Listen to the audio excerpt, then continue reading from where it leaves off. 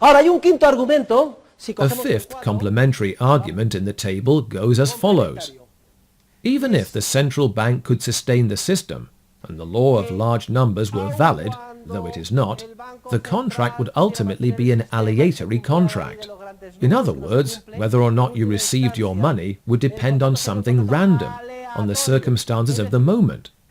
Sixth, the system rests both on a government privilege or mandate that contradicts general legal principles, and on the establishment of a public agency, the central bank. In what other sector of the market economy is a government agency necessary to guarantee to consumers that producers will survive? Do shoemakers have a central shoe bank? Without the support of a central bank, some shoemakers are successful and predominate. Those that produce the most fashionable shoes of the highest quality at the lowest cost. Others fail and are pushed out of the market, those that operate at the margin. So, shoemakers do not have a 100% mortality rate, unlike banks without the support of a central bank. The maintenance of the current system, which is based on a contract that combines two fundamentally incompatible contracts, the deposit and the loan, depends on the nationalization of money, and thus on the expropriation of traditional private money, gold, and the imposition of paper money through legal tender laws and the institution of the central bank, which creates the liquidity necessary at any particular time to save banks. What is even more tragicomic is that when the crisis hits, central bankers, who are the main culprits of the current situation, show up on the scene acting almost like saviors of the country. Thanks to us, the capitalist system has been saved. What are you talking about? You are part of a public institution which sets the interest rate, manu militari, has expropriated our private money and has forced us to accept paper money. If this is a free market economy, I'll eat my hat. This is socialism, pure and simple. And furthermore, you central bankers are responsible for credit expansion and low interest rates. That is, Keynes's drinking binge, which appears in the video. You are the culprits.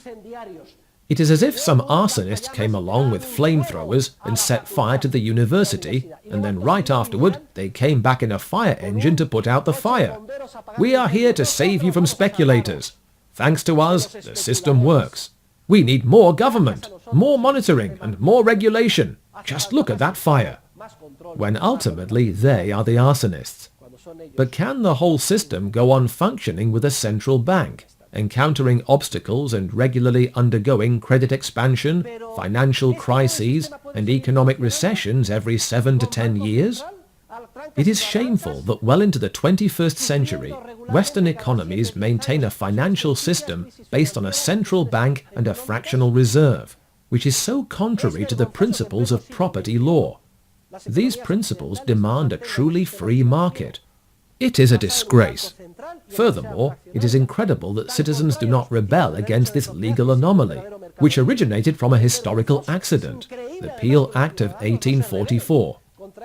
As we will see, the Peel Act appropriately identified the problem and required a 100% reserve ratio.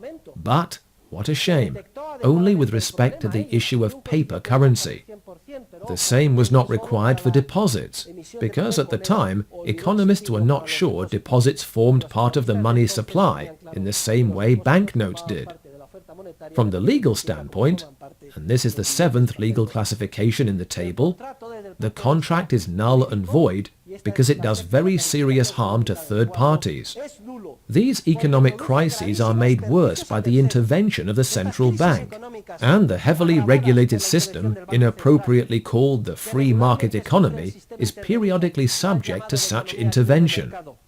The damage done far exceeds that caused by a counterfeiter of money. I would even say the damage is almost infinitely greater, because no counterfeiter of money can, by forging banknotes, leave 5 million people unemployed, as happened in Spain.